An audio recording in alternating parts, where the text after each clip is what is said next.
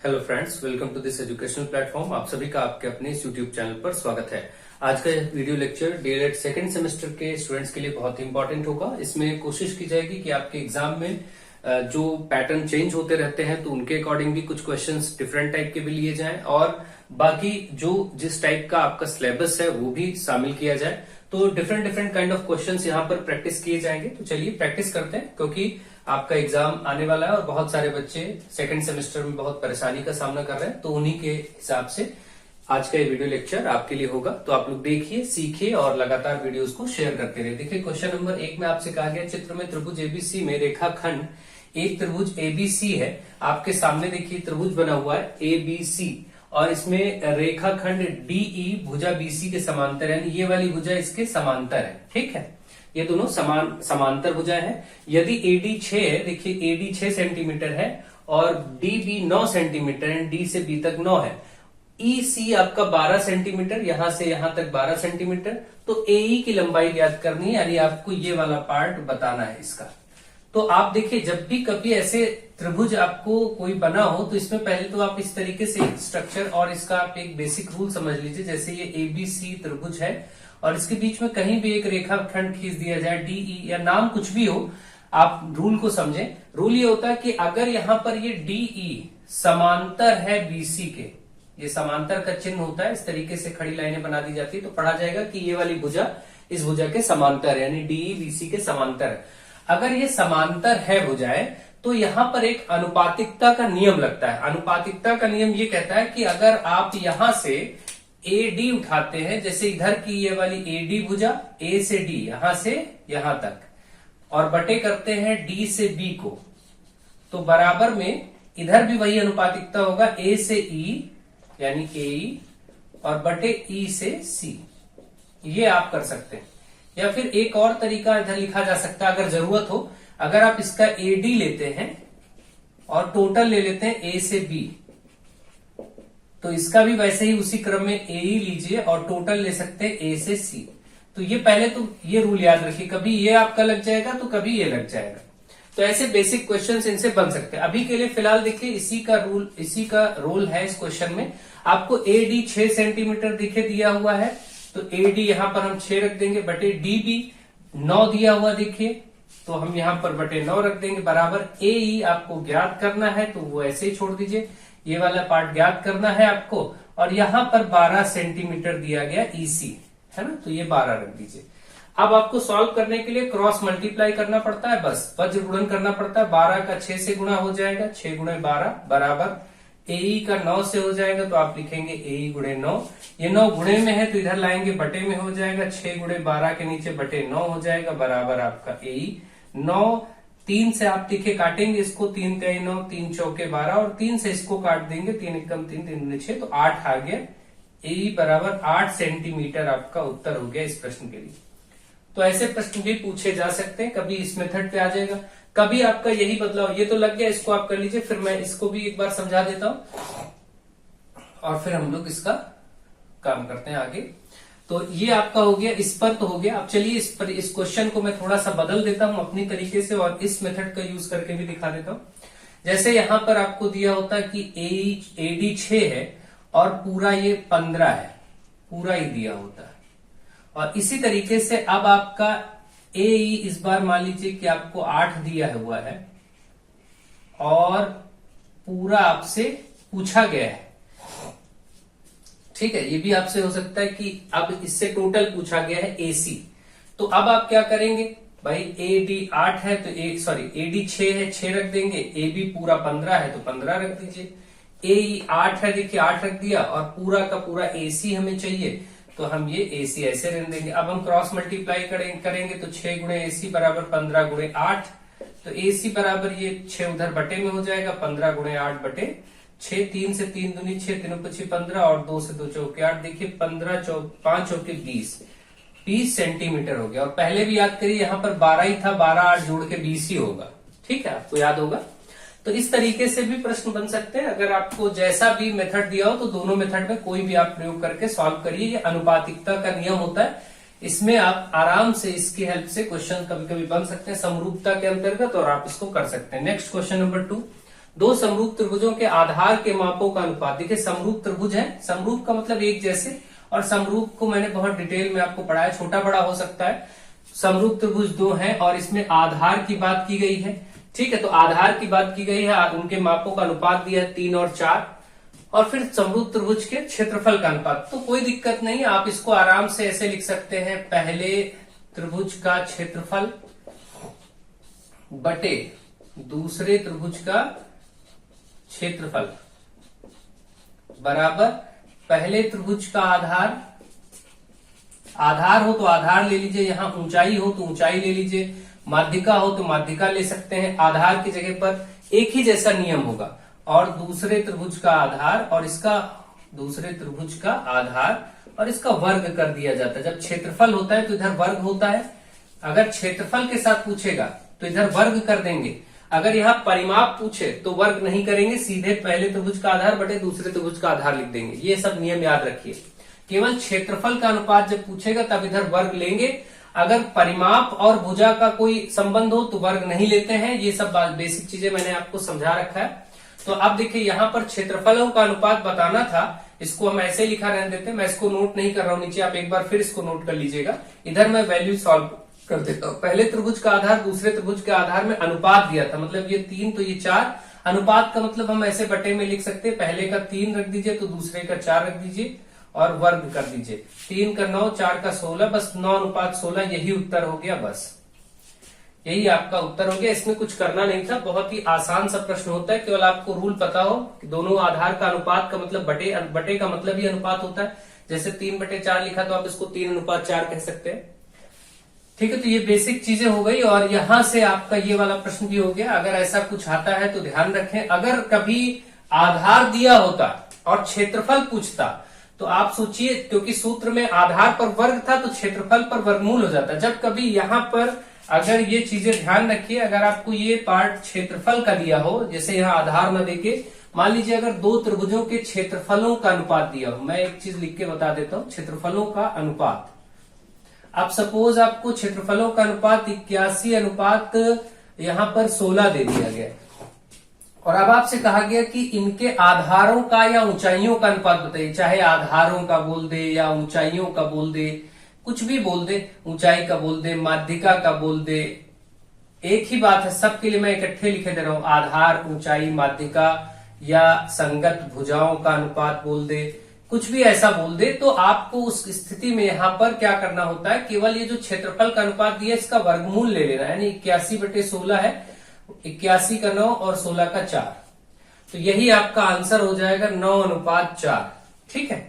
इतना आपको ध्यान रखना, चाहे वो आधारों का अनुपात पूछे, इन सब में किसी का भी अनुपात पूछे जो ऊपर लिखा गया है, तो आप आराम से बस क्षेत्रफलों का वर्गमूल ले लेंगे, ठीक है। तो इतना याद रखिए। और कभी ऐसे ही आपसे पूछा जाए, मान लीजिए एक प्रश्न और ले लेते हैं बेसिक की, कब दो त्रिभुजों के का परिमाप, दो त्रिभुजों का परिमापों का अनुपात, या परिमाप अलग अलग बोल दे, एक ही बात है। तो चलिए मैं परिमाप अलग अलग ले लेता हूं। परिमाप आपका 15 सेंटीमीटर तथा 18 सेंटीमीटर है, तो उनकी भुजाओं का, संगत भुजाओं का, किन्हीं संगत भुजाओं का, तो किन्हीं दो संगत भुजाओं का, भुजाओं का मतलब यहां पर संगत भुजाओं का अनुपात ज्ञात कीजिए। अगर संगत यानी करस्पॉन्डिंग साइड्स, संगत भुजाओं का अनुपात बताइए। संगत भुजाओं का अनुपात का मतलब आप समझते हैं, देखिए संगत का मतलब मैंने आपको चैप्टर में समझा रखा है। संगत का मतलब ये होता है, जैसे ये दो त्रिभुज हैं, अगर ये वाली भुजा तो ये वाली भुजा संगत हुई, ये भुजा उठाएंगे तो इसका ये संगत हुआ, ये वाला उठाएंगे तो इसका ये वाला संगत हुआ। ऐसे संगत मतलब उसी लोकेशन पर, उसी स्थिति पर बनी हुई भुजा। तो आप क्या करेंगे, यहां पर आपको सूत्र यही लिखा जाएगा, पहले त्रिभुज का परिमाप बटे दूसरे त्रिभुज का परिमाप, दोनों त्रिभुजों का परिमाप आप ले लेंगे, बराबर, अब यहां संगत भुजाएं हैं तो पहले त्रिभुज की संगत भुजा, पहले त्रिभुज की संगत भुजा बटे दूसरे त्रिभुज की संगत भुजा। बस यही सूत्र, केवल इतना लेना है, संगत भुजा।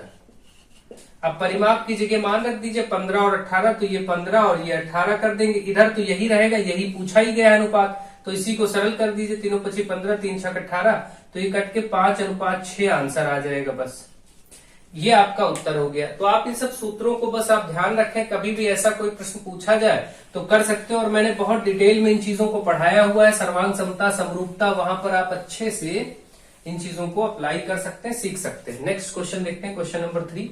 एक आयत की लंबाई चौड़ाई, आयत की लंबाई पता है, लंबाई को आप L से लिखते हैं, लंबाई पता है कितना 15 सेंटीमीटर, और चौड़ाई पता है जिसको आप B से लिखते हैं 8 सेंटीमीटर।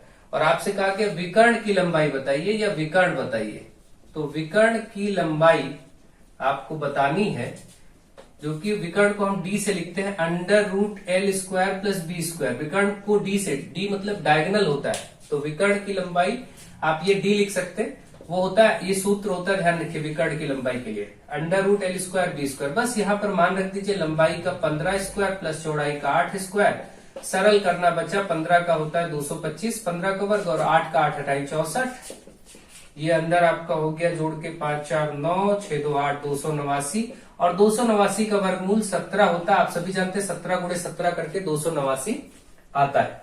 आपको मैंने कह रखा है कि आप 1 से 30 तक की संख्याओं के वर्ग याद रखिए, 20 तक तो बहुत जरूरी है, ठीक है, नहीं तो वर्गमूल निकालना भी आपको आता है, वर्गमूल आप निकाल भी सकते हैं, कोई ऐसी दिक्कत की बात नहीं है, ठीक है। चलिए, ये हो गया आपका अगला क्वेश्चन 17 सेंटीमीटर। नेक्स्ट और क्वेश्चन नंबर 4, एक वृत्ताकार मैदान की परिसीमा। देखिए वृत्ताकार मैदान की परिसीमा का मतलब इसकी ये बाउंड्री, जिसको हम इसकी परिसीमा कहते हैं, कई नामों से कई जगह लिखा मिलेगा। परिधि कहा जाता है या फिर परिमिति भी कहा जाता है, इस तरीके से कई चीजें आपको लिखी मिल सकती है। तो यहां पर इन्होंने परिसीमा वर्ड इस्तेमाल किया है, वृत्ताकार मैदान की परिसीमा। तो आप वृत्त की परिसीमा का सूत्र लगाइए, वृत्त की परिसीमा, और जिसका सूत्र होता है 2πr, मतलब 2 × π × r।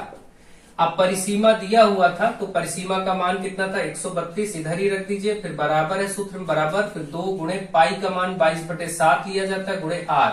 अब हमें त्रिज्या मिल जाएगी, r का मतलब त्रिज्या।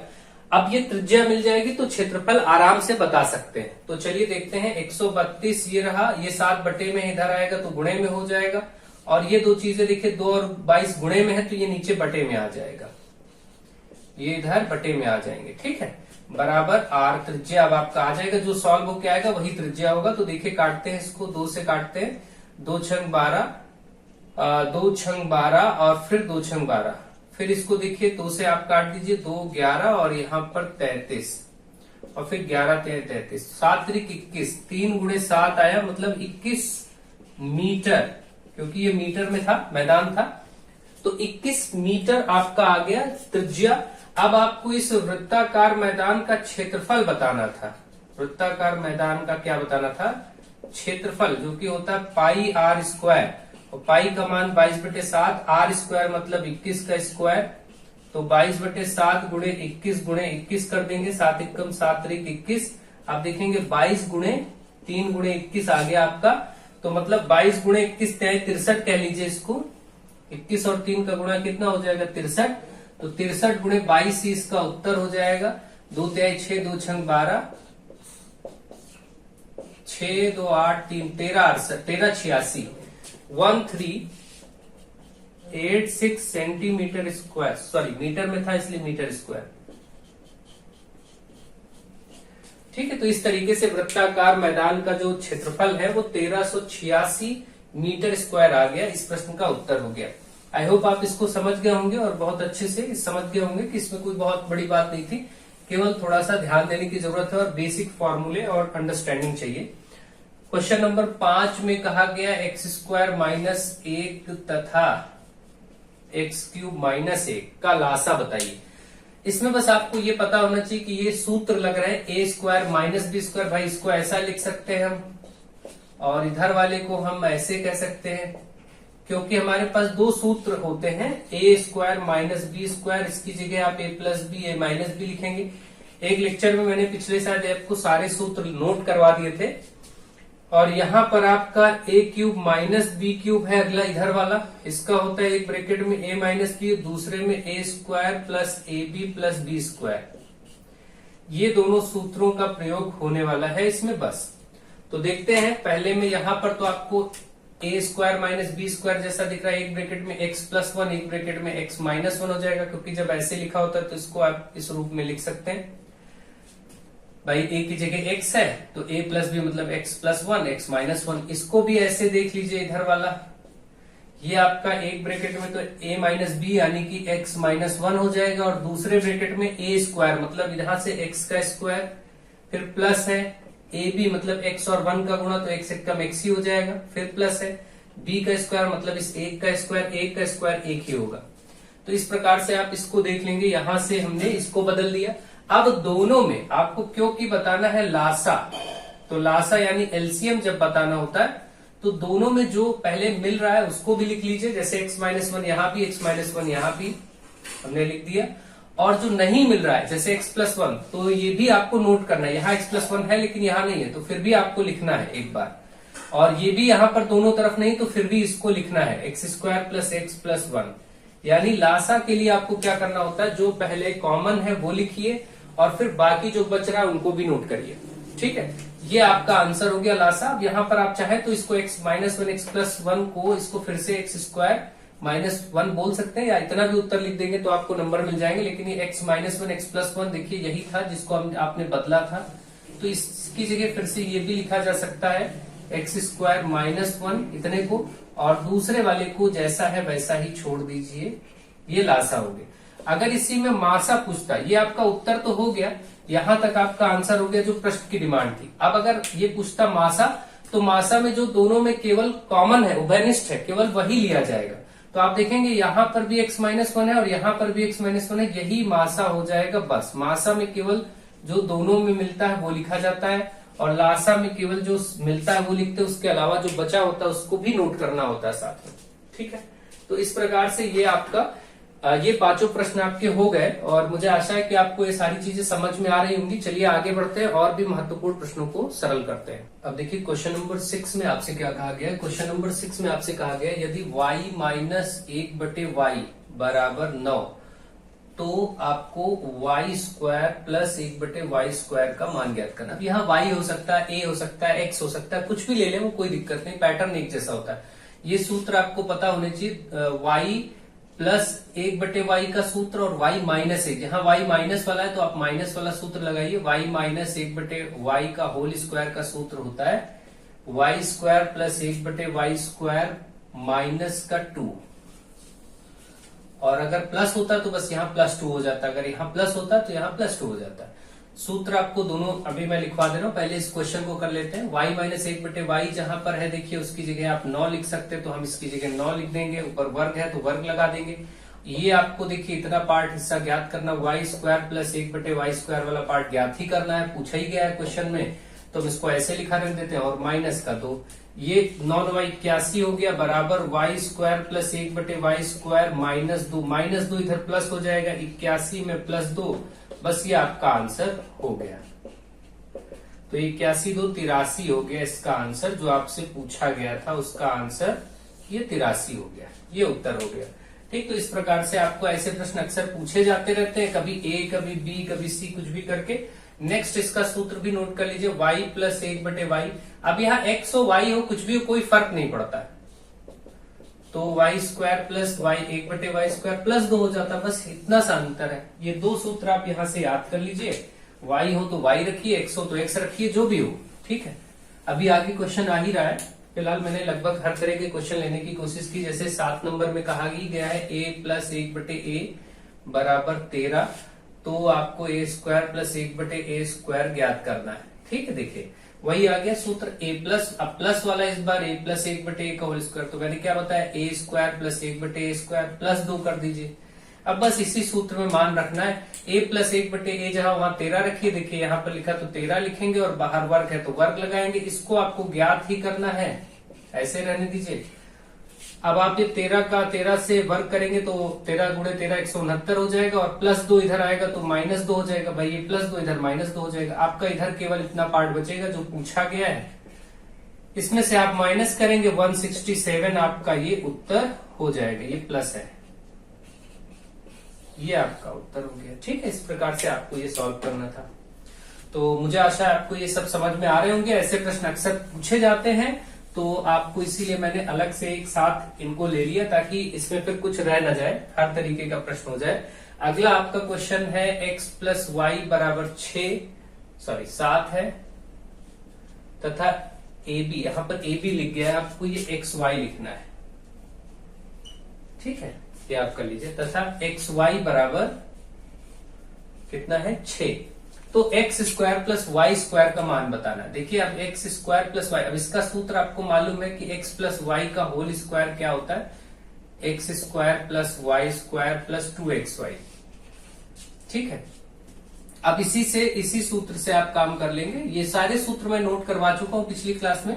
x प्लस वाई की जगह जहां पर है वहां 7 लिख सकते हो, तो देखिए x प्लस वाई यहां लिखा, 7 लिखेंगे और ऊपर वर्ग है, वर्ग लगाएंगे। ये चीज आपको ज्ञात करनी है, तो इसको ऐसे रहने दीजिए, x square plus y square plus 2 गुणे एक्स गुणे वाई, ये सब गुणे में है तो आप एक्स वाई की जगह 6 है तो 2 गुणे 6 लिख सकते हैं।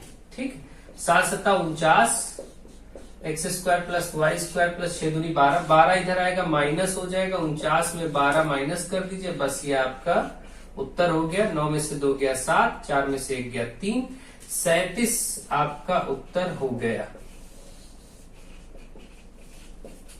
इस प्रकार से इस प्रश्न का भी आंसर आपका 37 आ गया है।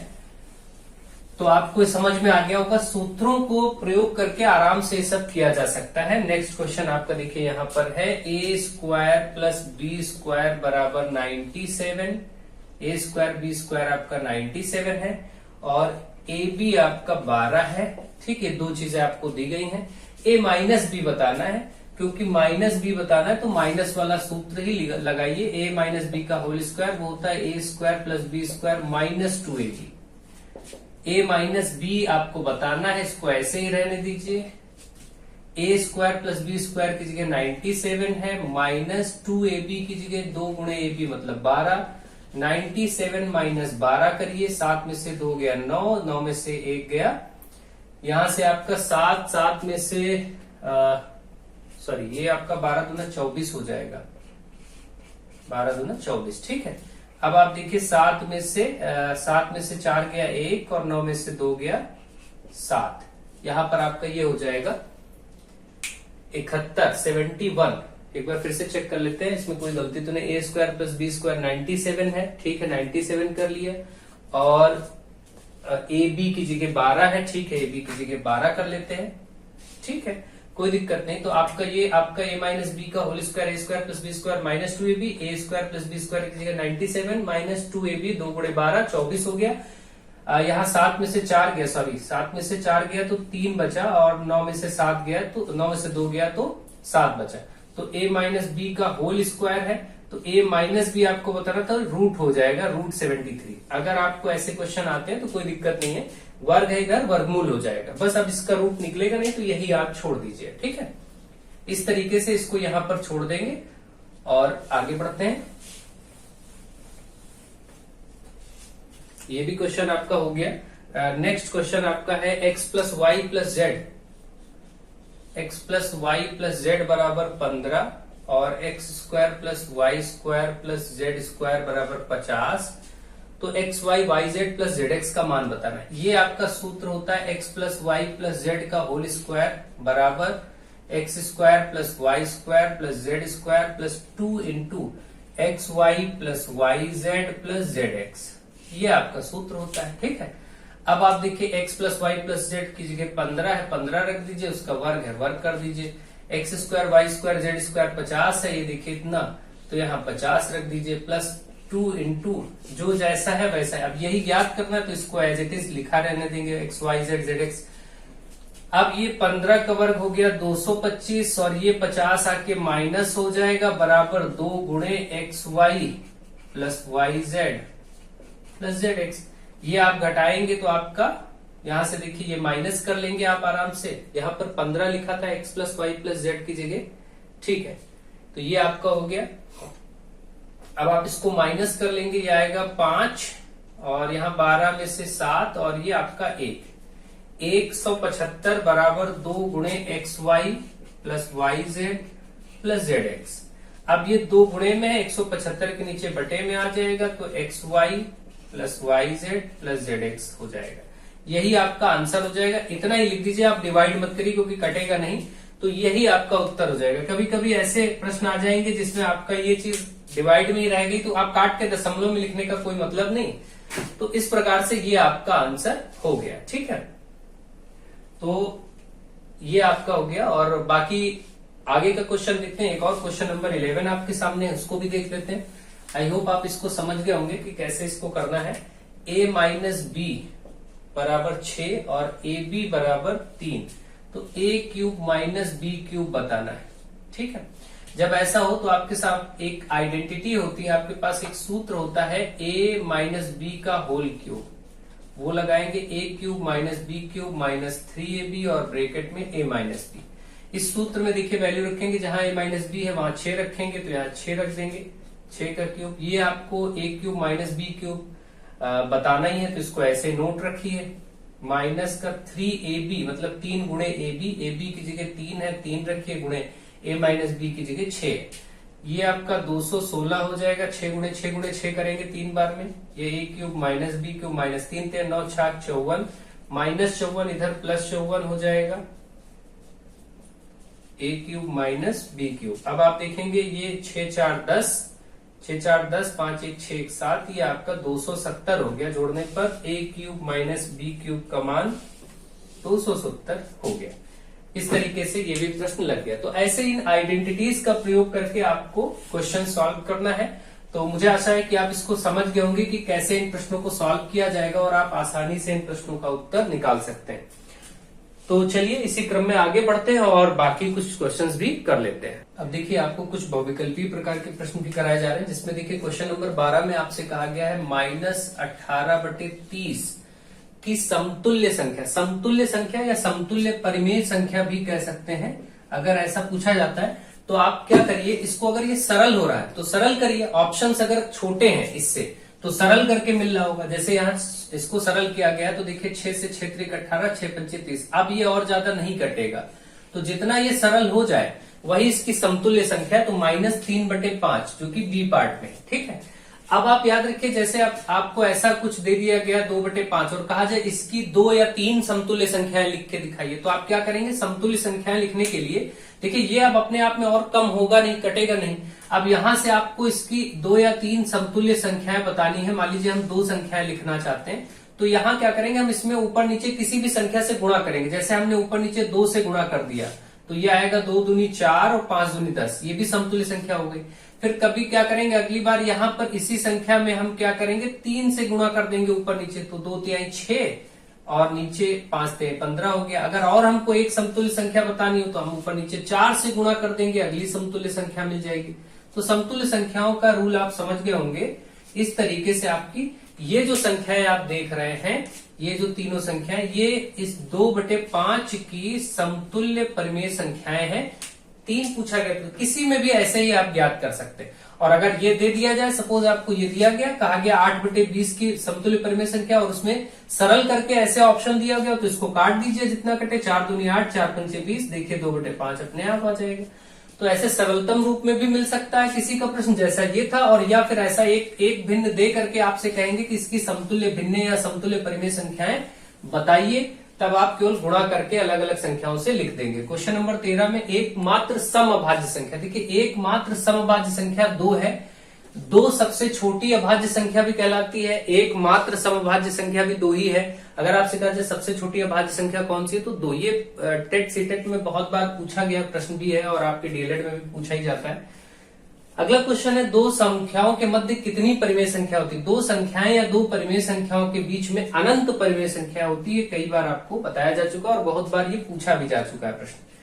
क्वेश्चन नंबर 15 आपके सामने एक इक्वेशन है, 2x/3 - 5 = 7 को सरल करना है, x का मान निकालना। तो पहले आप 2x/3 ऐसे लिखा रख दीजिए, संख्या को उधर भेज दीजिए। उधर पहले से 7 है, -5 उधर आएगा तो +5 हो जाएगा, तो ये 12 हो गया। और इधर आपका 2x/3 जो था वही हमने उतार लिया।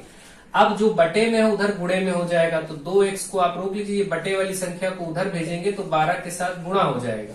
तो 2x बराबर ये हो गया 12 तेज 36। अब ये 2x के बीच में कोई निशान नहीं, गुणा माना जाता है, ये 2 उधर जाएगा, बटे हो जाएगा, तो 36 के नीचे बटे 2, 2 से आप काटेंगे 18 दूना 36, आप सभी जानते हैं, इसको काटेंगे तो 18 आ जाएगा।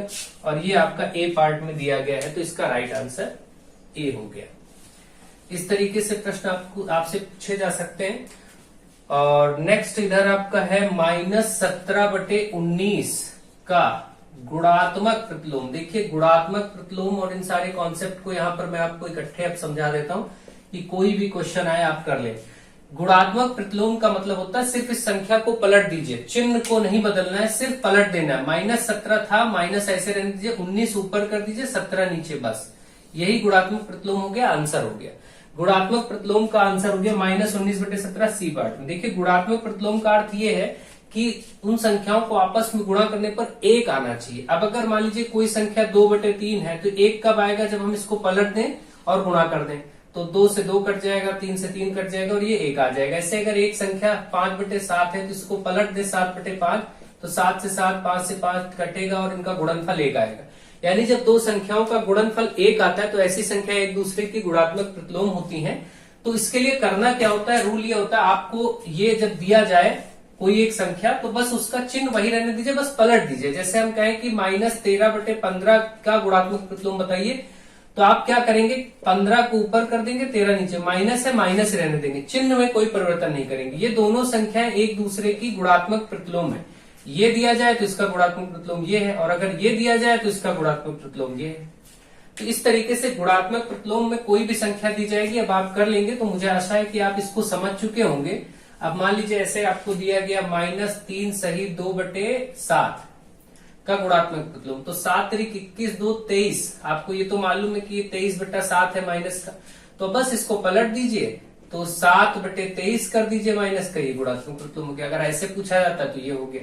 अब आप देखिए गुणात्मक तत्समक क्या होता है, आपको ये भी पूछा जा सकता है 1 नंबर में। गुणात्मक तत्समक है मल्टीप्लिकेटिव आइडेंटिटी। तत्समक जब कहा जाएगा तो मतलब ये, जैसे आपको अभी मैंने समझाया कि दो संख्याओं जिनको गुणा करके 1 आए, तो ऐसी संख्या एक दूसरे की गुणात्मक प्रतिलोम है। तो इसका मतलब क्या है कि गुणात्मक तत्समक 1 हुआ। हमेशा ध्यान रखिए गुणात्मक तत्समक 1 को कहते हैं।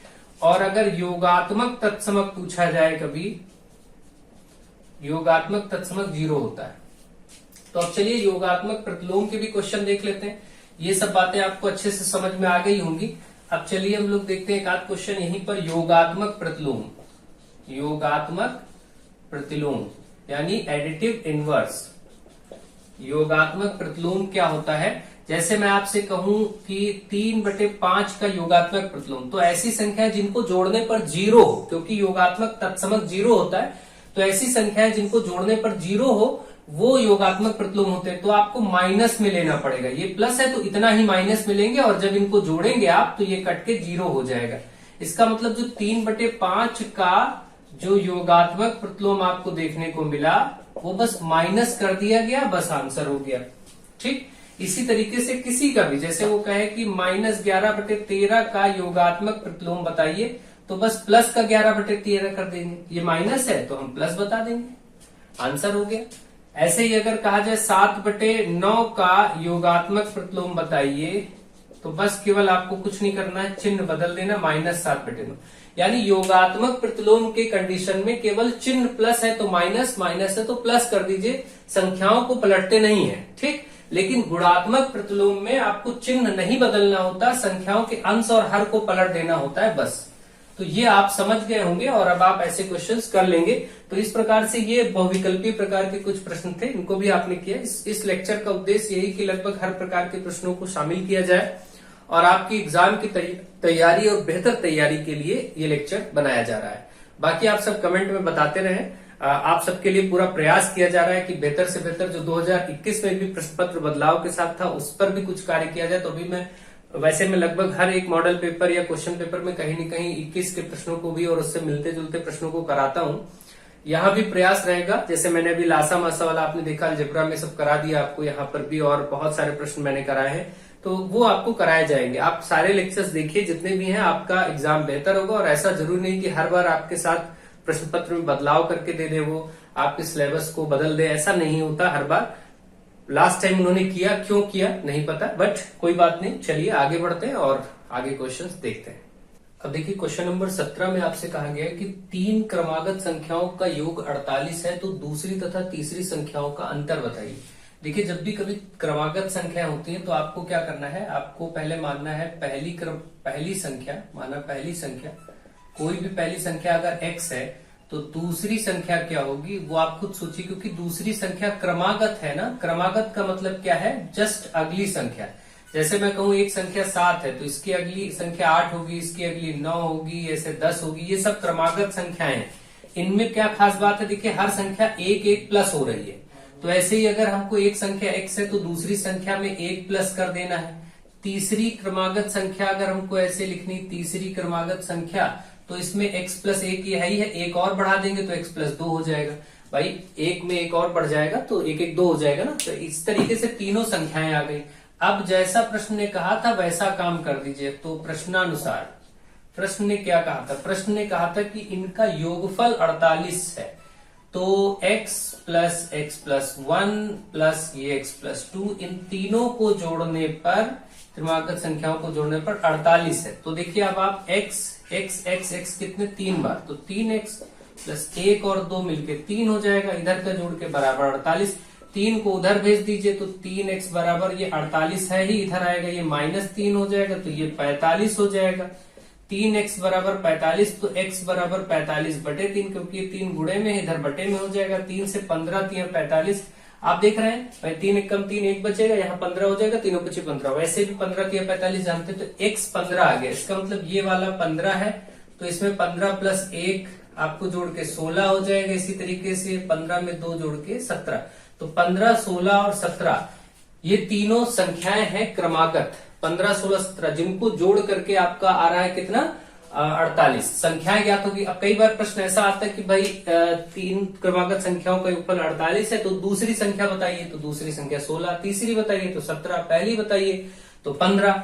अब इसने पूछा है दूसरी और तीसरी संख्या का अंतर, दूसरी तथा तीसरी संख्या का अंतर। इस प्रश्न में आपसे ये पूछा, तो पहले संख्या ज्ञात होगी, तीसरी 17 माइनस 16 घटाएंगे 1, तो उत्तर हो गया 1। देखिए तीसरी और दूसरी या दूसरी तीसरी का अंतर का मतलब दोनों को घटा के जो आएगा तो 1 आया। यही आपसे पूछा था, इस प्रकार से ये प्रश्न लग गया और आपका ये प्रश्न का आंसर हो गया। मुझे आशा है आप इसको अच्छे से समझ गए होंगे। नेक्स्ट क्वेश्चन नंबर 18, एक वर्गाकार पार्क जिसकी भुजा 26 मीटर। देखिए एक वर्ग के आकार का पार्क है जिसकी भुजाएं चारों तो बराबर होती हैं और 26 मीटर है, तो हर जगह 26 होगा, ठीक है, तो इसमें कोई दिक्कत नहीं है। इसके बाद बोला इसके चारों ओर 2 मीटर चौड़ा रास्ता है। अब ये बात और है, इनको ये भी मेंशन करना चाहिए कि इसके चारों ओर अंदर या बाहर, तो अगर वैसे नहीं मेंशन है तो आप अंदर ही लेंगे और मेंशन होना चाहिए, लेकिन तो इसके चारों ओर अंदर 2 मीटर चौड़ा रास्ता है, इस तरीके से पार्क के ही अंदर। तो अब मान लीजिए ये 2 मीटर यहाँ भी है तो 2 मीटर ये इधर भी होगा, 2 मीटर इधर भी, हर जगह 2 2 मीटर होगा। तो आप ये वाला 2 कम करेंगे तो कितना हो जाएगा, 2 ये कम हो जाएगा इधर से, भाई 2 ये भी चौड़ाई होगी, 2 इधर, अंदर वाले हम हिस्से का अगर माप निकालें तो टोटल 26 है, 2 ये हट गया, 2 इधर से हट गया, 4 हट गया, तो ये बचा 22, क्योंकि था 26, तो यहाँ भी ऐसे 2 ऊपर ये हट जाएगा, 2 इधर, क्योंकि हर जगह 2 2 है तो ये भी 22, यानी अंदर वाला जो आपका वर्ग दिख रहा है वो 22 मीटर लंबाई का है, जो हिस्सा बचा है जहां पर हमें घास लगानी है। तो इस प्रश्न का मतलब ये था कि 2 मीटर चौड़ा रास्ता है तो हमने बना लिया। बाकी पार्क में 10 रुपए प्रति वर्ग मीटर की दर से घास लगवाने का खर्च क्या आएगा, तो आप खुद सोच लीजिए कि ये आपका, इसमें अगर हम देखें तो अब हमें अगर इसमें बाकी जो मैदान है, रास्ते का क्षेत्रफल तो आपको हटाना पड़ेगा, रास्ते का क्षेत्रफल हमें लेना नहीं है, ठीक है, तो हमें ये अंदर वाले का क्षेत्रफल चाहिए जहां हमें घास लगानी। अगर रास्ते पर, अगर ये प्रश्न बनता है, यहां पर अभी मैं दोनों तरीके से आपको बता देता हूं। पहले तो हमें यहां पर घास इस प्रश्न में लगानी है, पार्क में बाकी बचे हिस्से में, तो यहां पर घास लगाने योग्य भूमि, लगाने योग्य जो भूमि है अंदर, उसका पहले हम क्षेत्रफल निकालते हैं और वो हो जाएगा 22 का वर्ग, क्योंकि ये भी स्क्वायर है और ये होता है सूत्र भुजा का वर्ग, तो 22 का वर्ग 484 होता है, ठीक है, 22 गुणे 22 करेंगे। अब ये वर्ग आ गया इतने मीटर स्क्वायर, और आपको क्योंकि पता है कि 1 मीटर स्क्वायर यानी प्रति वर्ग मीटर का खर्चा है ₹10, तो ये 484 मीटर स्क्वायर का खर्चा आएगा घास लगाने का। 484 गुणे 10 मतलब 4840 रुपए, ये आपका खर्चा हो गया। घास अगर लगनी है पार्क में बाकी बचे हिस्से में। अब मान लीजिए यही प्रश्न होता, ये तो आंसर हो गया, अब यही प्रश्न होता और ये बोलता कि जो रास्ता है उस रास्ते पर आपको बजड़ी या गिट्टी या फिर सीमेंट लगवाना है, उसका खर्चा आपको रुपया, आपको मान लीजिए यहां पर दे दिया जाता है कि 50 रुपया प्रति वर्ग मीटर का खर्चा है। 50 के बल्कि और ज्यादा होगा क्योंकि सीमेंट और गिट्टी में थोड़ा ज्यादा ही खर्चा हो जाएगा। आप मान लीजिए कुछ भी, वो तो समझने के लिए है। चलिए मैं मान लेता हूं 150 रुपया की दर है, ठीक है। तो अब हम क्या करेंगे, यहां पर इसमें रास्ते का क्षेत्रफल निकालेंगे, क्योंकि अब रास्ते पर काम होगा तो हम कहेंगे रास्ते का क्षेत्रफल। और रास्ते का क्षेत्रफल कैसे आएगा, बाहरी वर्ग जो बड़ा वाला आपको दिख रहा है, बाहरी वर्ग का क्षेत्रफल, और इसमें माइनस करना है भीतरी या भीतर वाले वर्ग का क्षेत्रफल। बस इतना करने से रास्ते का क्षेत्रफल आ जाएगा। अब आप देखिए बाहर वाला 26 भुजा है तो इसका वर्ग करेंगे, माइनस ये वाला 22 भुजा है तो इसका वर्ग कर देंगे। अब 26 का 676 होता है वर्ग, 26 गुणे 26 करेंगे, ये 484। अब आप देखिए 676 और 484 घटा लिया जाएगा, 0 7 9 और यहाँ पर 1 है ना, तो 190 आ गया। 190 वर्ग मीटर आ गया आपका रास्ता। और क्योंकि 1 वर्ग मीटर का खर्चा, 1 वर्ग मीटर का जो खर्च है, चाहे गिट्टी डलवाई जा रही हो या कुछ भी हो रहा हो, वो ₹150 है। तो आप 190 वर्ग मीटर का खर्चा निकालेंगे तो 190 गुणे 150 कर देंगे बस। तो 2 जीरो तो यही हो जाएंगे और 19 गुणे 15 कर दीजिए, ये आपका आंसर हो जाएगा। तो चलिए 19 गुणे 15 हम कर लेते हैं, 19 × 5 = 95, ठीक है, और 19 × 1 = 19, 5 10 2, ठीक है, सॉरी 9 9 18, 5 9 9 18, 285, ये आपका आया 28500। इतना खर्चा इसका आया गिट्टी या पत्थर डलवाने का या फिर सीमेंट लगवाने का, जो भी। तो इस प्रकार से आप देख रहे हैं कि अगर रास्ते वाले भाग का बात करते तो हम ऐसे निकाल देते। हम आपको कोशिश कर रहे हैं कि आपको कैसा प्रश्न वो मोड़ सकते हैं, हर तरीके से आपको समझाने का प्रयास किया जा रहा है, ठीक है। नेक्स्ट आपका एक गांव में x², एक गांव में जो घर हैं, घरों की संख्या, गांव में घरों की संख्या जो है वो देखिए क्या है, वो है x² + 5x + 6, और प्रत्येक घर में जो सदस्य है वो है x + 2। तो आपसे कहा गया यदि x = 3 है तो गांव की जनसंख्या क्या होगी। अच्छा, अब आप ये बताइए जनसंख्या गांव की मतलब क्या है, जितने घर हैं और घर में जितने सदस्य हैं उनको हम गुणा कर दें। जैसे आपसे कहें कि 5 घर हैं और एक घर में 4 लोग हैं तो 5 × 20 लोग हो जाएंगे टोटल। वैसे ही हमारे पास घरों की संख्या ये है और एक घर में सदस्य भी पता है, तो इनका गुणनफल टोटल जनसंख्या होगी। और यहाँ x का मान 3 दिया है, तो आप क्या करिए, आप पहले ही चाहे तो यहाँ पर 3 रख के सॉल्व कर लीजिए, ज्यादा बेहतर है, तो आपको आसान हो जाएगा। जैसे मैं यहाँ पर इसको सॉल्व करा दूं, 3 रखूंगा तो 3 का वर्ग हो जाएगा प्लस 5x मतलब 5 × 3 + 6, ये सॉल्व हो गया, 3 × 9 + 15 + 6 मतलब ये 30 आ गया, ठीक है। और यहां भी रख लीजिए x का मान कितना दिया था, x का मान दिया था 3, तो 3 + 2 मतलब 5। अब आपको कोई दिक्कत नहीं, ये सरल हो गया, यानी कि आपको पता है जनसंख्या निकालना। घर है 30 और प्रत्येक घर में सदस्य है 5, गुणा कर दीजिए तो कुल गांव की जनसंख्या 150 लोग हो जाएंगे। ये आंसर हो गया। यहाँ पर बस x का मान रख के उनकी वैल्यू निकालनी थी, फिर गुणा कर देना था, ठीक है। तो ये बहुत ही सरल प्रश्न होता है, इसमें कोई दिक्कत नहीं। आप सब में मैक्सिमम लोगों को ये चीजें पता होती है, लेकिन फिर भी क्योंकि सिलेबस का हिस्सा है तो समझना है। एक 330 मीटर लंबी रेलगाड़ी है, एक रेलगाड़ी है जिसकी लंबाई है 330 मीटर और ये 54 किलोमीटर प्रति घंटा की चाल से, इसकी हमें चाल भी पता है, चाल है 54 किलोमीटर प्रति घंटा, और इस चाल से 270 मीटर लंबी गुफा को पार करना है। देखिए यहां पर मान लीजिए अब इसको एक गुफा पार करनी है और ये गुफा की लंबाई है सपोज मान लेते हैं यहाँ पर दिया गया है 270 मीटर। अभी बताइए ट्रेन अगर इस गुफा में जाएगी, ये मान लीजिए ट्रेन है और ये ऐसे आगे बढ़ के गुफा में एंट्री करेगी, तो आपको मालूम है कि ट्रेन अपनी लंबाई तो पहले इसके अंदर पहले जब जाएगी तो जब ये बाहर निकलेगी तो पहले अपनी लंबाई को भी, इसे पार करने के लिए अपनी लंबाई को भी बाहर निकालना पड़ेगा, तब माना जाएगा कि ट्रेन ने गुफा को पार किया। इसका मतलब क्या हुआ कि हम जो दूरी लेंगे, दूरी में यहां पर ट्रेन की लंबाई तो ली ही जाएगी, ट्रेन की लंबाई तो ली ही जाएगी, साथ ही साथ प्लस गुफा की भी लंबाई ली जाएगी इस तरीके से। तो ट्रेन की लंबाई 330 मीटर है प्लस गुफा 270 है, जोड़ देंगे हम 70 और 30 4 तो 600 मीटर आपका ये दूरी तय करनी है। इसका मतलब गुफा पार करने के लिए 600 मीटर दूरी तय करनी है। और चाल आपको पता है, चाल किलोमीटर प्रति घंटा में, दूरी मीटर में है, तो पहले आपको इस चाल को मीटर प्रति सेकंड बनाना पड़ेगा। हमेशा आप ध्यान रखिए इसमें आपको चाल को मीटर प्रति सेकंड बनाना है, क्योंकि अगर ये दूरी किलोमीटर होती तब तो इस चाल को किलोमीटर प्रति घंटा लेते, लेकिन यहां पर मीटर है दूरी, इसलिए इसको हमें मीटर बनाना पड़ेगा। तो मीटर प्रति सेकंड बनाने के लिए आपको पता है 54 को मीटर प्रति सेकंड बनाने के लिए 5/18 से गुणा करेंगे। किसी भी चाल को मीटर प्रति सेकंड बनाना हो, मतलब इस चीज को नोट कर लीजिए, मैं अलग नोट करा देता हूं। अगर कोई चाल है किलोमीटर प्रति घंटा में और इसको बनाना है मीटर प्रति सेकंड में, तो आपको गुणा कर देना है 5/18 से। अगर चाल मीटर प्रति सेकंड है और आपको किलोमीटर प्रति घंटा बनाना है तो उल्टा 18/5 से गुणा कर दीजिए। ये दो चीजें याद रखिए, ये नियम होते हैं। अगर ये रेलगाड़ी के प्रश्न आते हैं तो इसमें इसकी जरूरत पड़ेगी। किसी भी चाल को बदलने का तरीका हो गया, जैसे मैं आपसे कहूं कि 72 किलोमीटर प्रति घंटा कोई चाल है, इसको मीटर प्रति सेकंड में बताइए, तो 72 गुणे 5/18 कर दीजिए। 18 एकम 18 चौके 72, 5 चौके 20 मीटर प्रति सेकंड चाल हो जाएगी।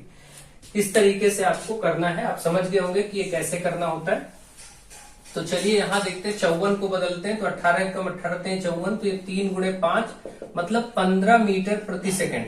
ये आपका आ गया चाल। अब दूरी भी है, चाल भी है, समय बताना है। समय का आपका सूत्र हो जाएगा दूरी बटे चाल, बस दूरी बटे चाल कर दीजिए और ये आंसर हो जाएगा। दूरी है 600, चाल है 15, 15 एकम 15, 15 चौके 60, आपका ये बचा 40 सेकंड। अब आंसर जो समय आएगा सेकंड में आएगा, क्योंकि ये मीटर प्रति सेकंड बदल गया है। किलोमीटर प्रति घंटा अगर लिया जाता तो घंटे में समय आता है, यहाँ मीटर प्रति सेकंड हो गया, इसलिए अब समय सेकंड में आएगा। यानी इसको 40 सेकंड लगेंगे, इसका मतलब उस ट्रेन को 40 सेकंड लगेंगे 270 मीटर लंबी गुफा को पार करने में। ये आपका क्वेश्चन हो गया। ठीक है, तो इस प्रकार से कभी कभी ट्रेन के प्रश्न बहुत ही आसान होते हैं और इसको आपको आराम से समझ में आ जाना चाहिए, कोई दिक्कत नहीं है। अगर यही ट्रेन आप मान लीजिए अब यहाँ तो गुफा पार कर रही है या प्लेटफॉर्म को पार करे तो जोड़ लेंगे। और अगर ये कहा जाए कि कोई ट्रेन ऐसे जा रही है और यहाँ पर आपका यही हम ले लेते हैं, चलिए मान लेते हैं 72 किलोमीटर प्रति घंटा की स्पीड से कोई ट्रेन चल रही है और उसको एक खंभे को पार करना है, या एक आदमी खड़ा उसको पार करना है, या कोई वृक्ष लगा है उसको पार करना। तो आदमी, वृक्ष या खंभे की ट्रेन की तुलना में कोई दूरी नहीं होती, वो बस एक बिंदु जैसा होगा। तो इसमें कुछ नहीं जोड़ेंगे। इसको पार करने के लिए सोचिए, अगर इस प्लेस को पार करना है खंभे को, तो ट्रेन केवल अपनी दूरी बाहर निकल जाएगी बस। तो इसका मतलब इस वाली की स्थिति में जब खंभा हो, वृक्ष हो या फिर आदमी खड़ा हो उसको पार करा रहे हो ट्रेन से, तो दूरी का जो ली जाएगी वो ट्रेन की लंबाई ही होगी, केवल ट्रेन की अपनी लंबाई। उस स्थिति में ट्रेन की अपनी लंबाई ही दूरी हो जाएगी। और चाल आपको दी ही गई है, जैसे चाल यहाँ पर मान लीजिए 72 किलोमीटर प्रति घंटा दी गई है। ठीक है, तो इसको आप बदल ही लेंगे तुरंत ही। 72 गुणे 5/18 करके अगर जरूरत है तो ये आपका 20 मीटर प्रति सेकंड हो गया। अब मान लीजिए ट्रेन की जो लंबाई थी वो 200 मीटर ट्रेन लंबी थी, तो हम 200 मीटर ही दूरी ले लेंगे, यानी दूरी को यहाँ हम 200 मीटर ले लेते हैं। अब आपका प्रश्न बन गया, एक ट्रेन जिसकी लंबाई 200 मीटर है, इसको एक खंबे को पार करने में कितना समय लगेगा यदि उसकी चाल 72 किलोमीटर प्रति घंटा है। तो आपको अब सब आपके सामने है, समय आपको निकालना है। समय बराबर दूरी बटे चाल आप कर दीजिए। दूरी आपका है 200 और बटे ये 20 काट दीजिए, 10 सेकंड लगेगा, यानी 10 सेकंड में ट्रेन उस खंबे को या वृक्ष को पार कर जाएगी। तो इस प्रकार से भी प्रश्न बन सकता है। देखिए, जब खंबा, वृक्ष या आदमी हो उसको पार करना हो तो ऐसे करेंगे। अगर प्लेटफॉर्म को पार करना है तो प्लेटफॉर्म की भी लंबाई पहले उसको निकलनी होगी। ट्रेन जब प्लेटफॉर्म से चली जाएगी तो पहले तो प्लेटफॉर्म को पार करके निकलेगी तब माना जाएगा। तो मान लीजिए कोई प्लेटफॉर्म 150 मीटर है और ट्रेन 250 मीटर है, तो उसको कुल 150 प्लस अपनी दूरी 250 यानी कि 400 मीटर जोड़ेंगे तो 400 आएगा। 400 मीटर दूरी तय करनी पड़ेगी प्लेटफॉर्म को पार करने के लिए। तो ऐसी स्थितियों में इन चीजों का ध्यान रखें। बाकी तो चाल बराबर दूरी बटे समय का ही सूत्र लगना है और कुछ नहीं। दो इस ट्रेन वाले क्वेश्चन में की पॉइंट क्या है, सिर्फ और सिर्फ ये समझना कि गुफा और प्लेटफॉर्म को इन सबको पार करने में, किसी पुल को पार करने में उस पुल की लंबाई प्लस अपनी लंबाई ये दूरी हो जाएगा। दूसरा पॉइंट ये याद रखना है ऐसे प्रश्नों में कि जो दूरी हो उसको किलोमीटर प्रति घंटा से मीटर प्रति सेकंड में बदलना आपको आना चाहिए, जो मैंने आपको बता दिया। तो बस इसके बाद तो केवल सूत्र लगाना है, मान रखना है और कुछ करना नहीं होता। तो ऐसे प्रश्न होते हैं, अगर पूछे जाते हैं तो आप बहुत आराम से इसको कर सकते हैं। चलिए और प्रश्नों को लेते हैं और उन्हें सरल करते हैं। अब देखिए क्वेश्चन नंबर 21 में आपसे कहा गया है कि निम्न बारंबारता बंटन को आयत चित्रों में प्रदर्शित करना। देखिए जब आयत चित्रों में प्रदर्शित करना होता है तो आपको आयत चित्र में ये एक्स अक्ष और वाई अक्ष, ये वाला अक्ष आपका एक्स अक्ष होता है और ऊपर वाला ये जो बना होता है ये वाई अक्ष। ये आप बातें सभी जानते हैं। इसमें एक्स अक्ष में यहाँ पर 0 से स्टार्ट होता है, इसको आपका ये 0 से स्टार्ट होता है, मूल बिंदु कहा जाता है। और यहां से अब देखिए आप क्या करेंगे, माप को जो वर्ग अंतराल है 0 से 10, 10 से 20, 20 से 30, इसको यहां रखेंगे। तो ये 0 पॉइंट होता है। यहां मान लीजिए हमने 10 ले लिया, बराबर दूरियों पर आप ले लीजिए 20, 30 और ये 40। बराबर दूरियों पर हमने वर्ग अंतराल ले लिए क्योंकि 40 तक ही था, और होता तो 50, 60 आगे बढ़ा लेते। फिर इसमें बारंबारताएं दी हैं, तो बारंबारता आपकी रहेगी ऊपर इसमें वाई अक्ष में लिखी जाएगी। और ये जो वर्ग अंतराल आप देख रहे हैं जिसको हम वर्ग अंतराल कहते हैं, वर्ग अंतराल में क्या होता है, जैसे 0 से 10 है या 10 से 20 है, इसको निम्न सीमा कहते हैं, इसको उच्च सीमा। मतलब निम्न सीमा 10 है, उच्च सीमा 20 है। कभी कभी ऐसा भी पूछ लिया जाता है, एक नंबर ऑब्जेक्टिव दे दिया गया और आपसे कहा गया 5 से 15, इसकी निम्न सीमा क्या होगी, तो निम्न सीमा 5 होगी। उच्च सीमा क्या होगी, उच्च सीमा 15 होगी।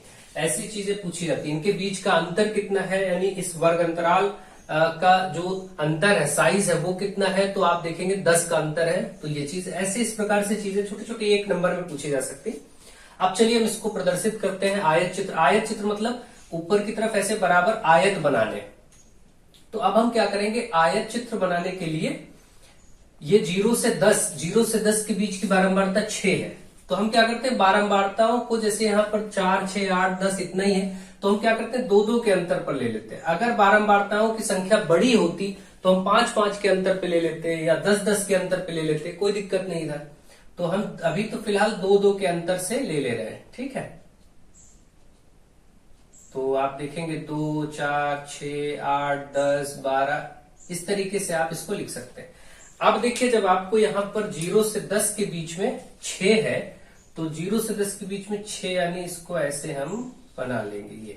ये आपका 6 को प्रदर्शित करेगा। 10 से 20 4 को प्रदर्शित कर रहा है, तो आप यहां से ऐसे 4 को प्रदर्शित कर देंगे।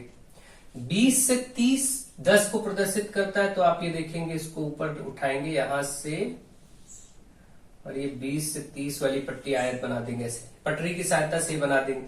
तो 20 से 30 में 10 को प्रदर्शित कर रहा था, 10 लिख दिया। फिर 30 से 40 8 को प्रदर्शित करता है, तो हम यहां से 8 वाला, इस प्रकार से आप देख रहे हैं ये आपका आयत चित्र बन गया। अगर आप ये चीज ध्यान रखें, वर्ग अंतराल 0 से 10 होता ही नहीं। अब ये प्रश्न तो आपका बन गया, इसको मैं हटा दे रहा हूं। अगर सपोज बाकी चीजें ऐसे बनी रह देता हूं, ये हटा देता हूं। अब आप इसको समझ गए होंगे कैसे बनाना है। मान लीजिए कि ये जो अंतराल है ये बदले होते, 0 से 10 न होके ऐसे होता 10 से 20, फिर ये 20 से 30 और ये वाला 30 से 40 और ये 40 से 50।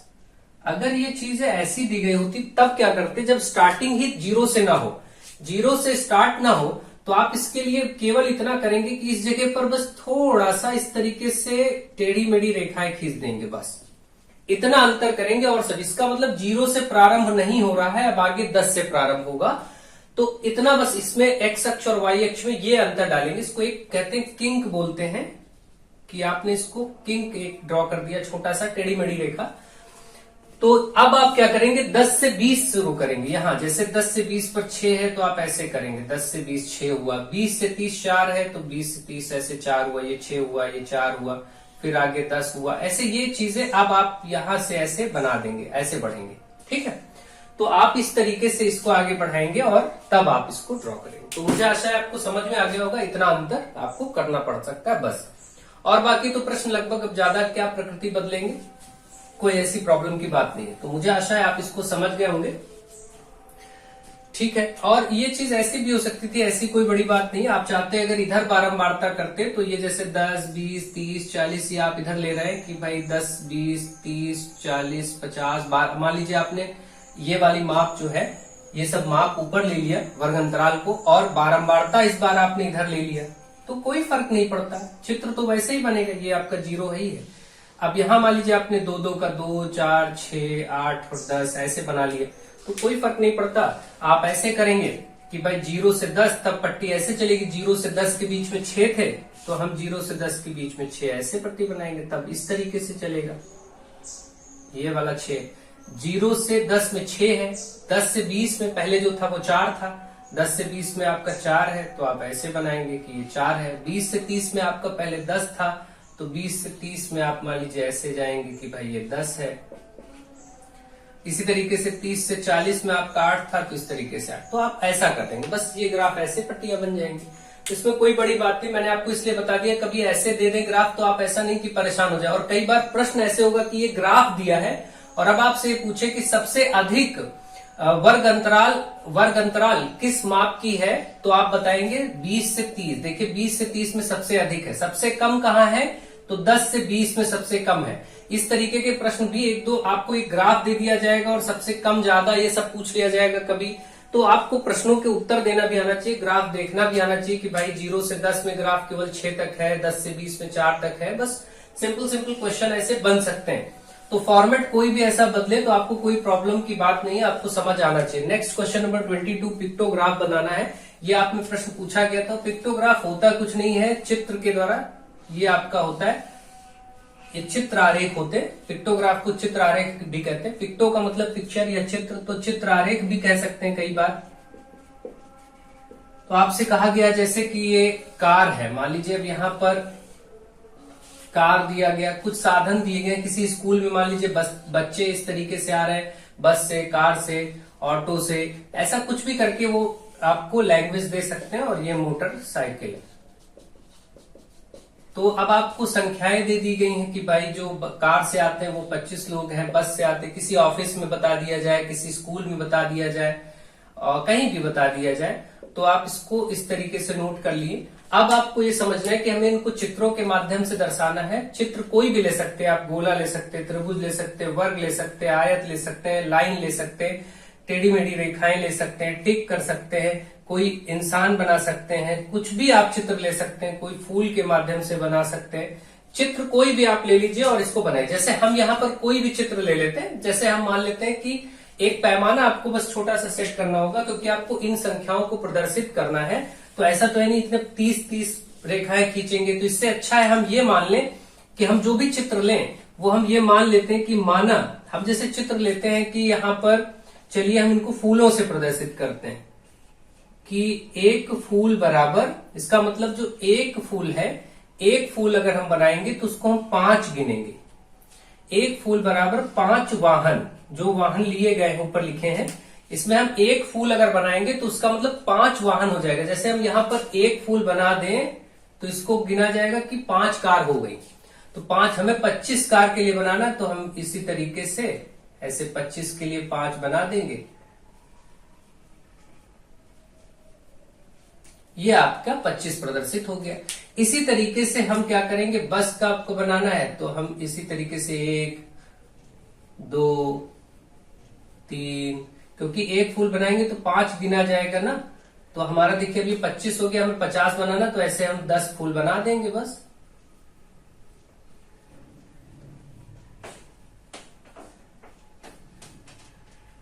इस तरीके से अब आपके 10 हो गए तो मतलब 5 दाम 50 से चित्र हो गए। ऑटो 20 है, हम 4 बनाएंगे केवल।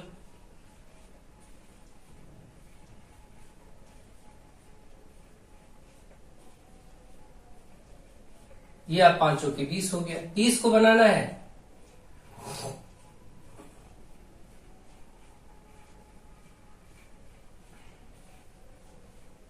ये 20 हो गया, 25 हो गया, ये 30 हो गया। तो इस तरीके से पिक्टोग्राफ कंप्लीट हो गया। कुछ भी आप इनकी जगह गोले बना सकते थे, सरल चीजें ले सकते, कोई जरूरी नहीं कि ऐसे फूल और चित्र आप बहुत आर्टिस्ट बनने की कोई आवश्यकता नहीं है। मैंने आपको बता इसलिए दिया क्योंकि किताबों में कहीं आदमी बने होते हैं, कहीं पेन बना होता है, कहीं कुछ बना होता है, तो उनको तो प्रिंट करना। आप इसमें सरल चीजें लीजिए, गोले बना दीजिए, त्रिभुज बना दीजिए, बस वो लिख दीजिए पैमाना। तो कुछ भी ऐसा हो प्रश्न आप आराम से देखिए, इतना सरल सा प्रश्न था। ऐसे ही प्रश्न आपका आया था 2021 में 2 नंबर में और नहीं हो पाया था, जबकि ये फर्स्ट सेमेस्टर डीएलएड में आपको पढ़ा दिया जाता है। ठीक है, लेकिन अब ठीक है जो भी है। ये आपका क्वेश्चन है कि 5/9 तथा 2/3 के मध्य 3 परिमेय संख्याएं लिखनी है। इनके बीच में 3 परिमेय संख्या। इसका तरीका देखिए बहुत सरल है। इसके 3 परिमेय संख्याएं लिखनी है तो एक तो तरीका ये होता है कि इनको जोड़े और 2 से भाग कर दे, तो फिर एक परिमेय संख्या आ जाएगी। फिर यही प्रक्रिया दोहराते रहे। मैंने ये सब चीजें पढ़ा दी हैं चैप्टर वाइज में। अभी मैं आपको 3 परिमेय संख्या या 10 परिमेय संख्या या 8 परिमेय संख्या ऐसे 2 संख्याओं के बीच लिखनी हो तो कैसे लिखें। तो इसके लिए पहले हर को बराबर करिए। जैसे यहाँ का 5/9 है, यहाँ 2/3 है। 3 को हम 9 बना सकते हैं, 3 से गुणा कर दें तो ये था 5/9 और ये बन गया है आपका 6/9। 5/9 और 6/9 के बीच में कोई संख्या आ ही नहीं पाएगी क्योंकि ये 5 और 6 लगातार है। आपको 3 संख्याएं अंदर इसके लानी है। तो आप क्या करिए, अगर 3 लानी है तो 3 में 1 जोड़ लीजिए। ये रफ में काम करिएगा। 3 1 4 हो गया। अब आपको जो तरीका, आपको संख्याएं इनके बीच में 3 लानी है, जबकि इसके बीच में गैप है नहीं। तो हम क्या करेंगे, हमने 3 संख्याएं बीच में लानी थी, 1 बढ़ा लिया तो 4 आ गया। 4 से इनको ऊपर नीचे गुणा कर देंगे। इसको ऊपर और नीचे 4 से गुणा, और ये 6/9 को भी ऊपर नीचे 4 से गुणा कर देंगे। तो ये बन जाएगा 5 चौके 20/36 और ये बन जाएगा 24/36। अब आप देख रहे हैं इसके बीच में आराम से संख्याएं आप लिख सकते हैं। इसको थोड़ा मैं उधर लिख देता हूं। ये हो गया 24/36। अब आप सोचिए 20 के बाद 21/36 आ जाएगा, 22/36 आ जाएगा, 23/36 आ जाएगा। 3 संख्याएं चाहिए थी, तीनों आ गई बीच में, और फिर 24/36 है ही। क्योंकि ये संख्याएं क्रमागत आई हैं इसलिए ये समदूरस्थ भी हैं। अगर देखा जाए तो ये समदूरस्थ संख्याएं भी हैं तीनों, क्योंकि क्रम से है ना, 1-1 के अंतर पे है, समान दूरी पर स्थित है। तो अब ये प्रश्न में है बाई चांस, वो अलग बात है। आपको ये समझना है कि कैसे लाना था आराम से। अगर हमें 5 बतानी होती इनके बीच में तो हम 5 में 1 जोड़ के 6 से ऊपर नीचे गुणा करते और फिर 6 संख्याएं आ जाती। तो ये कोई दिक्कत की बात नहीं। आप समझ गए होंगे कि इसको कैसे बीच में 3 4 5 संख्याएं लानी होती हैं, बहुत ही आराम से। अगर ये पूछा जाता है कि 5/9 तथा 2/3 के ठीक मध्य की परिमेय संख्या, तो हम क्या करते, इनको जोड़ते और 1/2 से गुणा कर देते, बस अब बीच में आ जाता। अब आप देखिए इनको जोड़िए तो ये आपका हुआ 5/9। इसका हर बराबर करेंगे, आप जोड़ेंगे तभी हर बराबर होगा। जब तो हर बराबर करेंगे, ये भी तरीका आपको मालूम होना चाहिए। 6/9। अब ये आपका 1/2 गुणे 6 5 11/9 हो गया। तो 11 एकम 11, 9 दूनी 18। ये आप 11/18 इसके मध्य में, ठीक इनके बीच में संख्या अगर निकालनी हो तो 11/18। तो इस तरीके से भी प्रश्न आपको दिए जा सकते हैं और आप इसको आराम से कर सकते हैं।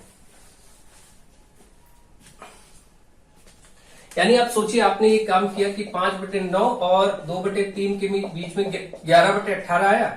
फिर हमको एक कोई और परिमेय संख्या निकालनी हो, हम इन दोनों के बीच में यही काम कर लेंगे, इन दोनों के बीच में काम कर लेंगे। तो इनके बीच में भी कोई एक संख्या आएगी, फिर इसको लेके करेंगे तो उनके बीच में भी कोई संख्या आएगी। इसीलिए कहा जाता है कि 2 संख्याओं के बीच में अनंत परिमेय संख्या होती है, क्योंकि कभी ये खत्म होगा ही नहीं, प्रक्रिया चलती रहेगी और संख्याएं आती रहेंगी। Next question number 24। यदि किसी बगीचे में जितनी क्यारियां हैं, प्रत्येक क्यारी में उतने ही पेड़ हों, और यदि बगीचे में कुल पेड़ों की संख्या 1764 हो तो क्यारियों की संख्या। ऐसे प्रश्न जब आए कि किसी भी लाइन में बच्चों की संख्या उतनी ही है जितनी की उस प्रत्येक लाइन में बच्चे हैं, या किसी सेना की टुकड़ी में प्रत्येक टुकड़ी में उतने ही सैनिक खड़े हैं जितनी की टुकड़ियां हैं, इस तरीके के प्रश्न जब बनते हैं तो उसमें वर्गमूल कर दिया जाता है। बस कुल पेड़ों की संख्या आपको पता है, ये याद रखिए। कई बार ऐसा पूछा जा सकता है कुल पेड़ों की संख्या, और इसको डिटेल में पढ़ने के लिए फोर्थ सेमेस्टर डीएलएड में मैथमेटिक्स में मैंने स्क्वायर रूट, वर्ग वर्गमूल निकालना, घन घनमूल निकालना सिखाया है। जिनको ये प्रॉब्लम हो कि वर्ग वर्गमूल क्या होता है, घन घनमूल क्या होता है, वो लोग डीएलएड फोर्थ सेमेस्टर, चौथे सेमेस्टर का चैप्टर वाइज स्लैब जाकर के वहां पर पढ़ाया गया देख सकते हैं। तो कुल पेड़ों की संख्या 1764 है और ऐसे प्रश्न जब आएंगे तो केवल आपको जैसे क्यारियां कितनी है या प्रत्येक क्यारी में पौधे कितने हैं, क्यारियों की संख्या आपको बतानी है। तो इस स्थिति में केवल इसका वर्गमूल किया जाता है 1764 का। जो भी संख्या यहां दी हो, 1764 दी हो, कुछ और दिया हो, आप केवल वर्गमूल कर दीजिए। तो 1764 का आप वर्गमूल निकालेंगे। आपको एक वर्गमूल की विधि मैं बता देता हूं जो आप सब जानते हैं, लासा वाली। 2 से आप जैसे करेंगे तो 2 8 16, लासा लेना जानते हैं, 2 8 16, 2 8 16, 2 दूनी 4, फिर 2 से करेंगे 2 चौके 8, ये आपका फिर 3 से होगा, 3 एकम 3, 3 चौके 12, 3 एकम 3, 3 चौके 12, 3 7 21, फिर 3 से होगा 3 चौके 12, 3 9 27, फिर 7 से होगा 7 7 4। तो ये आप लिख लेंगे 2 गुणे 2 गुणे 3 गुणे 3 गुणे 7 गुणे 7 आपका आ गया वर्गमूल में। फिर 2 के पेयर बना लिए जाते हैं, तो ये 2 और ये 3, फिर जोड़ों को बाहर निकाल लीजिए जितने जोड़े बन गए हैं आपके। तो 6 7 42, यानी कि 42 पेड़ प्रत्येक क्यारी में है, या क्यारियां कितनी, 42 क्यारियां भी हैं। अगर हम कहें, क्योंकि इसमें कहा गया था जितनी क्यारियां हैं प्रत्येक क्यारी में उतने पेड़ हैं, तो हम कहेंगे कि क्यारियां तो 42 हैं और प्रत्येक क्यारी में 42 पेड़ भी होंगे। ठीक है, तो यही चीज है और ये आपका आंसर हो गया ऐसे प्रश्नों में अगर पूछा जाता है तो मुझे आशा है आपको ये सारे प्रकार के प्रश्न समझ में आ रहे होंगे जो भी आपको कराए जा रहे हैं। अगर इसमें कुछ परिवर्तन करके आपके प्रश्न पत्र में आता है तो आप बेहतर तरीके से कर पाएंगे। चलिए 1-2 प्रश्न और कर लेते हैं और इसके साथ इस वीडियो को, लेक्चर को कंप्लीट करते हैं। आप लोग वीडियोस अगर पसंद आ रहे हैं तो शेयर जरूर करें, ज्यादा से ज्यादा शेयर करते रहे। चलिए अब इन बॉडमॉस क्वेश्चंस को और कर लेते हैं, बॉडमॉस रूल पर आधारित, और बाकी इस वीडियो को कंप्लीट करते हैं। फिर आपको वीडियो लेक्चर और भी मिलते रहेंगे समय समय पर। आप लोग बस वीडियोस को शेयर करना बिल्कुल ना भूलें। देखिए अब आपको सिर्फ सरल करना है, और बॉडमॉस का रूल आप सभी जानते हैं कि बॉडमॉस का मतलब ही होता है सबसे पहले ब्रैकेट, बी का मतलब होता है ब्रैकेट्स। आपको ब्रैकेट्स को सॉल्व करना है। ब्रैकेट यानी जिसको हिंदी में कोष्ठक कहते हैं, और ये होते हैं, एक लाइन ब्रैकेट होता है, एक स्मॉल ब्रैकेट होता है, एक कर्ली होता है और एक स्क्वायर होता है, जिसको हम ये कहते हैं रेखा कोष्ठक, छोटा ब्रैकेट, छोटा कोष्ठक, मंझला कोष्ठक और बड़ा कोष्ठक। ये सभी आप जानते हैं और इनको सरल करने का क्रम भी यही होता है। अगर किसी प्रश्न में चारों ब्रैकेट शामिल है तो सबसे पहले इसको करेंगे सरल, फिर इसको हल करेंगे, फिर इसको और फिर इसको, यानी इसका क्रम भी यही होता है। तो ये बात भी आपको समझ में आ जानी चाहिए। ओ का मतलब होता है ऑफ, ऑफ को हिंदी में का लिखा होता है कई प्रश्नों में। और डी का मतलब होता है डिवीजन, यानी भाग, डिवाइड करना, यानी भाग करना। एम का मतलब है मल्टीप्लाई करना या मल्टीप्लीकेशन। ये सब चीजें पढ़ा चुका हूं, अलग से वीडियो भी पढ़ा हुआ है, लेकिन यहां भी मैं करा दे रहा हूं। ए का मतलब एडिशन, अच्छे से आप इसको पढ़ सकते हैं, बॉडमॉस रूल के नाम से वीडियो पढ़ा हुआ है। और बी का मतलब, एस का मतलब सब्ट्रैक्शन, सब्ट्रैक्शन मतलब घटाना। तो ये सारी चीजें, और इसी क्रम में इसको भी सरल करते हैं। पहले ब्रैकेट, फिर ऑफ लिखा हो तो उसको, फिर भाग करना, फिर गुणा करना, फिर जोड़ना, फिर घटाना। तो चलिए ये रूल आपको एक क्विक रिवीजन करा दिया गया। आप क्वेश्चन सॉल्व करते हैं। पहला क्वेश्चन है 12 - 5 गुणे 6 + 3 + 8 - 2, और ये आपका यहाँ पर लाइन ब्रैकेट भी था, इसको ध्यान से लगा लीजिए। ठीक है, ये अब आपको करने का तरीका ये होता है कि ब्रैकेट पहले सरल करते हैं और सबसे पहले यही ब्रैकेट सरल होता है, तो हम इसको बाकी चीजें वैसे ही लिखेंगे जैसी है और पहले उसी ब्रैकेट को सरल करेंगे जो नियम है। तो ये आपका प्लस है, ये 8 में से 2 गया, 6 बचा। ठीक है, ये सरल हो गया, यानी कि ये वाला सॉल्व हो गया। अब हमारा काम है छोटा ब्रैकेट इसके बाद सॉल्व करना, तो ये सॉल्व करेंगे। 12 - 5 यानी कि यहाँ पर 12 - 5 7 बचेगा, 7 गुणे, बाकी चीजों को वैसे ही लिख देंगे। अब इसके बाद अगला रूल होता है इसको सॉल्व करना, तो ये सॉल्व करेंगे। 7 गुणे 6 + 6 3 9 हो जाएगा, ये सरल कर देंगे तो ये भी खत्म हो जाएगा, अब केवल ये बचा। अब इसके बाद ये चौथा ब्रैकेट होता है, इसको सरल करते हैं, तो ये 7 गुणे 9 6 15, 15 7 105। इस प्रश्न का उत्तर हो गया 105। आई होप आप इसको समझ गए होंगे कि इसमें क्या क्या बातें ध्यान रखनी है और कैसे करना है, एक एक स्टेप वाइज करना है। चलिए आगे बढ़ते हैं और अगला प्रश्न करते हैं। नेक्स्ट क्वेश्चन है 3 माइनस स्क्वायर ब्रैकेट, फिर 3 माइनस मंझला ब्रैकेट, 3 माइनस, ये अब आपका काम वही है, सबसे पहले इसको सरल करेंगे, इसको फिर इसको, ये नियम है। तो अब देखते हैं, वहां तक चीजों को ऐसे ही लिख देंगे, रेखा कोष्ठक तक चीजों को। अब आप ध्यान रखिए, ये माइनस ऐसे बाहर रहेगा, कभी आप इसको माइनस माइनस मत कर दीजिएगा, यानी ये माइनस बाहर है, आपको केवल एक 3 - 3 करना, जो भी आए। तो ये 0 आया, 0 लिख दीजिए, ये बात ध्यान रखें। कई बच्चे ऐसा करते हैं कि ऐसे लिखा है -5 और -4 और बार ब्रैकेट लगा, तो माइनस माइनस प्लस करके -9 कर देंगे, ये गलत हो जाएगा। बार ब्रैकेट के ये जो बाहर है इससे कोई मतलब नहीं, ये माइनस ऐसे ही रहेगा और ये चीज सॉल्व होगी केवल एक। तो ये आपका 5 में 4 घट के 1 आएगा, ये सही होगा, ये गलत होगा। तो ये सब चीजें आप ध्यान रखिए कैसे क्या किया जाता है। तो आप देखिए, ये हो गया आपका 3 - 3 0, बाहर माइनस है, फिर 3 माइनस, ये केवल 3 बचेगा, 0 का कोई मतलब नहीं है। अब आपको मालूम ये ब्रैकेट हो गया, तो अब इसको हम सॉल्व करेंगे। तो चलिए बाकी सब चीजें ऐसे लिख देते हैं, 3 माइनस ये 3 बचा, ये भी खत्म हो गया।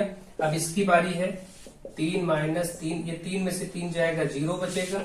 फाइनली ये 3 और ये 3, 0 मतलब 3 ही है, तो 3 - 3, ओवरऑल इस प्रश्न का उत्तर 0 हो गया, क्योंकि यहाँ भी 3 - 3 तो 3 बचेगा और इस 3 से घट के 0 हो जाएगा। तो इस प्रकार से ये प्रश्न बहुत ही आसान था, लेकिन फिर भी कभी कभी ऐसे प्रश्न आ जाते हैं और आपको प्रॉब्लम होगी। नेक्स्ट क्वेश्चन, ये तो पूछा भी जा चुका है प्रश्न, 112 - 121 - 11 × 11 माइनस माइनस का 4 माइनस 3 - 8 - 1, और ये ऐसा आपका प्रश्न। तो अब हम पहले यही रेखा कोष्ठक सॉल्व करेंगे, तो बाकी चीजों को ऐसे ही लिखते चलेंगे,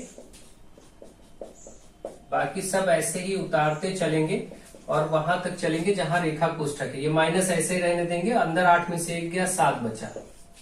इस बात को याद रखें आप, क्योंकि ये सब यूपी टेट, सी टेट और बहुत सारे एग्जाम में आता है। अब हम छोटा ब्रैकेट सॉल्व करेंगे, तो 11 × 11 121 हो जाएगा। तो ये आप इस ब्रैकेट को हटा दीजिए, 121 हो जाएगा, और ये माइनस माइनस प्लस हो जाएगा, तो ये 4, और बाकी आप ऐसे ही लिख दीजिए। तो ये भी सॉल्व हो गया, ये भी हो गया। अब इसकी बारी है, 121 माइनस 121 ये लिखा हुआ है, और फिर प्लस का 4 माइनस, ये आपका सॉल्व के माइनस का 4 आएगा, और बाहर भी माइनस है तो हम इकट्ठे प्लस कर देते हैं। भाई अंदर -4 आएगा, बाहर माइनस है तो +4 कर देते हैं। ये भी सॉल्व हो गया। अब हम इसको सॉल्व करेंगे इस ब्रैकेट को, तो 121 से 121 0 हो जाएगा, 4 4 8 है ना। अब आप देखेंगे यहाँ पर आपका 4 4 8 हो गया, तो आप इसको देखेंगे तो 112 में ये आपका 104 आ जाएगा उत्तर इस प्रश्न का। तो इस तरीके से आपका ये प्रश्न सॉल्व हो जाएगा, और मुझे आशा है कि आपको ये बात समझ में आ गई होगी कि कैसे इस प्रश्न को सरल करना था। ठीक है, 8 4 12 112 है। इस प्रश्न में एक बार मैं चेक कर लेता हूँ कि कोई मिस्टेक तो नहीं है। 112 - 121, ये आपका चिन्ह यहाँ पर गलत हो गया, मुझे ऐसा लग रहा था, क्योंकि ये चिन्ह आपका गलत हो गया। ये चिन्ह भाग का है, तो आप लोग इसको भाग बना लीजिए, क्योंकि ये पूछा गया क्वेश्चन है, ये भाग का चिन्ह था। ये देखिए भाग दिया भी था, यहां मैंने लिख दिया भाग, ये भाग दिया था हमने, देखिए गलत नोट कर दिया है। तो आप इसको भाग माइनस की जगह भाग कर लीजिए, ये वाला भाग करेंगे तो बस इतना अंतर आएगा यहाँ पर आकर के कि 121 और भाग 121 है। तो ये आपका यहां से देख लीजिए, ये जो मिस्टेक हुई है इसको सही कर लीजिए। इसमें केवल इतना होगा, 121 को 121 से भाग करेंगे तो 1 आएगा, +4 +4, तो ये आपका 112 - 4 4 8 1 9, तो आपका ये 103 उत्तर हो जाएगा। क्योंकि ये प्रश्न मैं कई बार करा चुका हूं, इसमें ये आपका प्रीवियस ईयर में पूछा गया था, इसलिए मुझे याद आ गया कि यहाँ पर मिस्टेक है। और देखिए यहाँ पर एक मिस्टेक भी थी, भाग था, हमने माइनस कर दिया। ठीक है, और चलिए वो माइनस अगर होता तो ऐसे प्रश्न आंसर आता, उसमें कोई दिक्कत नहीं, आप समझ गए होंगे। आई होप आपको ये सारी चीजें क्लियर हो गई होंगी, बिल्कुल कैसे प्रश्नों को डील करना है। आप लोग वीडियोस को ज्यादा से ज्यादा शेयर करें, ज्यादा से ज्यादा फ्रेंड्स तक पहुंचाते रहें। So thank you to all of you.